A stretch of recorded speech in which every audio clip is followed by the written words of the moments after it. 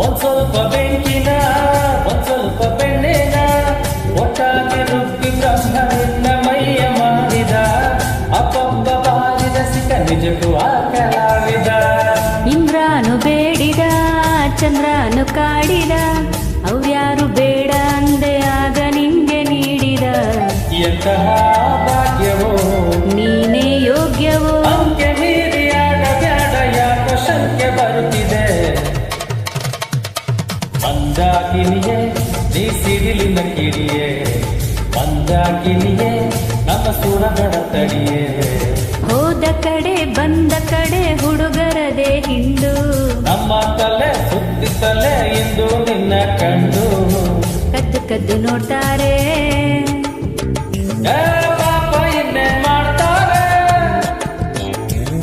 ನನ್ನ ಕಂಡು ಯಾವ ಗಂಡು ಸುಮ್ಮನೆ ಹೋಗ